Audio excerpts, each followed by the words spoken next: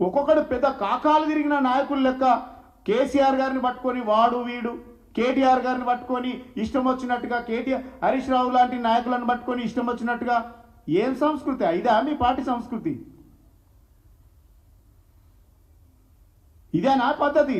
భావితరాలకు నేర్పేటువంటి, భవిష్యత్ తరాలకు నేర్పేటటువంటి ఇదేనా నేర్పుంది? ఏం నేర్పిస్తున్నారు మీరు? వయసుకు గౌరవం ఇయ్యరు, అనుభవానికి గౌరవం ఇయ్యరు. మీరు ఏదో మేము ఇప్పుడు గవర్నమెంట్కి రాగానే పెద్ద లీడర్లు అయితే అనుకుంటున్నారా? ఏం పొడిచిండ్రని మీరు పెద్ద లీడర్లు? ఎవడెవడి చరిత్ర మాకు తెలియదా మీ చరిత్రలన్నీ? పదవులు అనేటి ఇవాళ ఉంటాయి, రేపు పోతాయి. ఎగ్జాక్ట్స్ పడకుండ్రి, ఆగమాగం కాకుండ్రి. ఇలా ఆకాశంలో ఉన్నారు కాంగ్రెస్ వాళ్ళంతా, నేలకు రాక తప్పదు. నేలకు వచ్చినాడు ఏముండదు. ఎప్పుడైనా జీవితంలో మంచి చెడులు రెండే మిగిలి ఉంటాయి. మీరు డెఫినెట్గా అధికారం పక్షం మీద మీరు విమర్శలు చేయదలుచుకుంటే దానికి ఒక పద్ధతి, దానికి ఒక సంస్కారము, దానికి ఒక పద్ధతిగా ఉంటుంది. వాటిపైన మాట్లాడండి. కేసీఆర్ లాంటి నాయకులను పట్టుకొని నోటుకో సమస్య గురించి మాట్లాడమంటే, చర్చలకు సిద్ధమని మాట్లాడమంటే, కేసీఆర్ సావును కోరుకున్నటువంటి సన్యాసులు ఎక్కడన్నా ఉంటారా? కేసీఆర్ తెలంగాణను తీసుకొచ్చినటువంటి కేసీఆర్నేమో సావు కోరుకుంటున్నారు. ఇక్కడ నీళ్ళు ఎత్తుకోపోతున్నటువంటి చంద్రబాబు నాయుడికేమో డంక బజాయించు మీరు కొడతా ఉన్నారు. ఇది మీ చాతగాని తనం కాదా? ఇది మీ చాతగాని తనం కాదా? మీ అపరిపక్వత్వానికి నిదర్శనం కాదా ఇది? ఇలా చంద్రబాబు నాయుడు ముద్దయిపోయిండు. కేసీఆర్ తెలంగాణ తెస్తే మీరు కేసీఆర్ వల్ల కదా మీరు పదవులలో కూర్చుంది, సీట్లలో కూర్చుంది. కేసీఆర్ లేకుండా మేమేవిడ కుక్కలు లేక మిమ్మల్ని మీ బతికేంది? కేసీఆర్ పెట్టిన భిక్ష కదా కాంగ్రెస్ పార్టీకి ఇలా ప్రభుత్వం ఉన్నది అని అంటే. ఇలా బీఆర్ఎస్ పార్టీ వల్ల కదా కాంగ్రెస్ పార్టీ నిలబడ్డది. మీ కాంగ్రెస్ అడ్రస్ మీకు ఎప్పుడు వెంటిలేటర్ మీద ఉన్నటువంటి కాంగ్రెస్కి ఆక్సిజన్ ఇచ్చి నిలబెట్టింది కేసీఆర్ కదా ఉద్యమం తరపున. ఇలా బీఆర్ఎస్ పార్టీ ఉండడం వల్ల కదా నీ పార్టీ ఉన్నది. ఇలా కేసీఆర్ ఉండడం వల్ల కదా తెలంగాణ రాష్ట్రం వచ్చింది. రాష్ట్రం వచ్చినటువంటి తెలంగాణకు ఇలా మీరు ముఖ్యమంత్రులుగా, మంత్రులుగా ప్రమాణ స్వీకారం చేసిండ్రు. ఎవరికైనా నున్నోళ్లకు 1% తప్ప ఎవరికైనా తెలంగాణ ఉద్యమంతో సంబంధం ఉందా? తెలంగాణ ఉద్యమాన్ని, తెలంగాణ అంశాన్ని, తెలంగాణ పదాన్ని, తెలంగాణ భావజాలాన్ని పూర్తిగా నిర్వీర్యం చేస్తుంది కాంగ్రెస్ పార్టీ. ఈ 3 సంవత్సరాలలో, రాబోయే 3 సంవత్సరాలలో డెఫినెట్గా మళ్ళొక ఉద్యమం రాక తప్పదు. ఇది ప్రజలందరూ కూడా గమనిస్తూ ఉన్నారు. ఇలా అస్తిత్వం మీద, ఆంధ్ర ప్రాంత నాయకులు అస్తిత్వం మీద దెబ్బ కొడుతూ ఉన్నారు.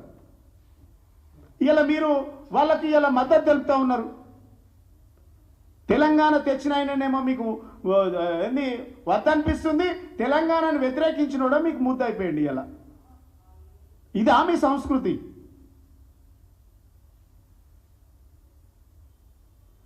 ఇలా అబద్ధాల కమిటీ, అబద్ధాల ప్రచార కమిటీ సభ్యులకు, కాంగ్రెస్ భవన్లో ఉండేటువంటి అబద్ధాల ప్రచార కమిటీ సభ్యులకు నిజాలు మాట్లాడండి. అప్పుడప్పుడు ప్రజలు మిమ్మల్ని గెలిపించింది, ఓట్లేసి గెలిపించింది నిజాలు మాట్లాడడానికి, నిజాలు తెలియజేయడానికి, ప్రజలకు సేవ చేయడానికి.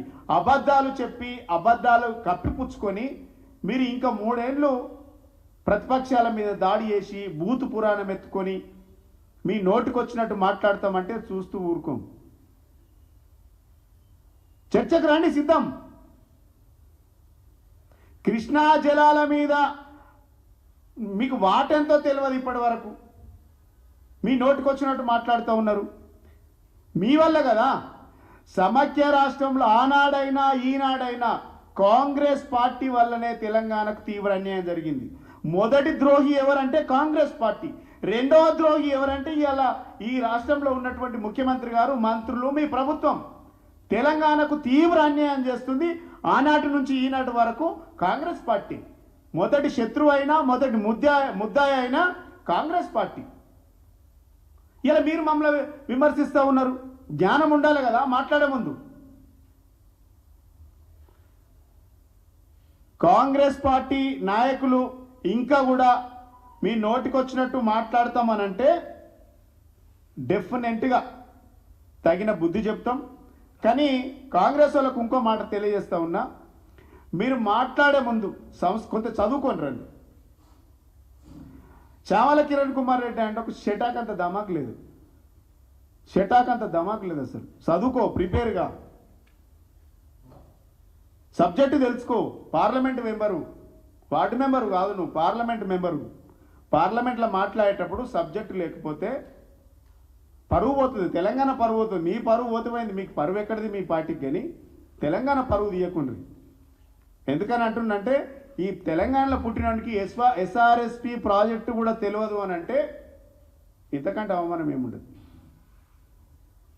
కేసీఆర్ను తిట్టడమే పనిగా పెట్టుకున్నారు కదా. మీరు సబ్జెక్టు నేర్చుకోవడం మానేసి మీరు మొత్తం బూతులు నేర్చుకుంటా ఉన్నారు.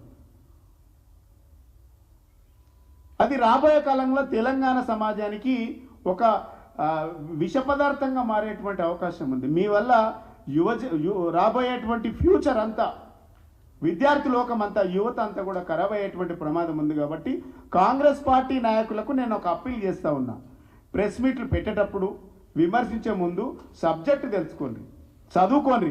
లేదు అంటే మీకు ఎట్లాగో మీకు సబ్జెక్టు చెప్పటం లేరు. మీరు ఒకవేళ ఎవరికైనా ఫోన్ చేసి అడిగితే మా కేసీఆర్ గారి దగ్గరైనా, హరీష్ రావు గారి దగ్గరైనా, కేటీఆర్ గారి దగ్గరైనా అపాయింట్మెంట్ నేనే తీసుకుంటాను. మీరు సబ్జెక్టు తీసుకొని ఆ నోట్స్ తీసుకొని పోయి మాట్లాడండి. మీ దగ్గర మేధావులు ఎవరు, అంత మేధావులే, ఎవరికి చదువు రాదు. అంతా ఇప్పుడు వార్డు మెంబర్ నుంచి పార్లమెంట్ మెంబర్ దాకా ఎవరు సంస్కారంగా మాట్లాడేటువంటి పద్ధతులు కనబడతలేవు.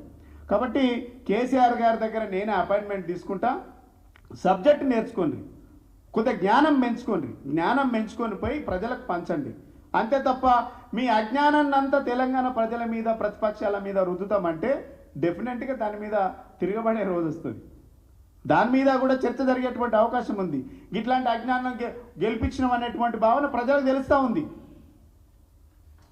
కాంగ్రెస్ పార్టీ నాయకులు మాట్లాడే ముందు వయసును, అనుభవాన్ని దృష్టిలో పెట్టుకొని మాట్లాడకపోతే భవిష్యత్తులో తీవ్ర పరిణామాలు ఉంటాయి. చెప్పమేమి ఇలాంటి అజ్ఞానాలతోని, ఇలాంటి మూర్ఖులతోని మాట్లాడడం దండగా అనేటువంటి వాదన ప్రజల్లోకి వచ్చింది. మూర్ఖంగా, మొండిగా చెప్పిన అబద్ధమే పలుసార్లు చెప్పి అవే అబద్ధాలు వల్లించి ఇలా 18 నెలలు గడిపిండ్రు. మీరు తెలియదా? మీరు మూసీలు ఎంత పర్సెంటేజ్ తీసుకుంటుండ్రు, హైడ్రాలు ఎంత పర్సెంటేజ్ తీసుకుంటారు తెలియదా జనానికి?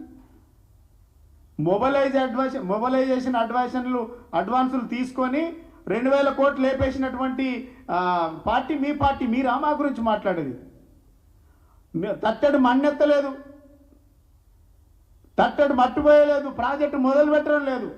మొబలైజేషన్ అడ్వాన్సుల కింద డబ్బులు తీసుకొని పనిని అక్కడే వదిలేసినటువంటి పార్టీ మీ ప్రభుత్వం. పర్సెంటేజ్ల ప్రభుత్వం మీది, కమిషన్ల ప్రభుత్వం మీది, కాంట్రాక్టర్ల దగ్గర డబ్బులు గుంజేటువంటి ప్రభుత్వం మీది. మీలాగా కాంట్రాక్టర్ల కోసం, కమిషన్ల కోసం ప్రాజెక్టులు కట్టేటువంటి సంస్కృతి మాకు రాలేదు, మా నాయకుడు అట్లా నేర్పలేదు. మీరు బహుశా అట్లా చేస్తుండ్రేమో.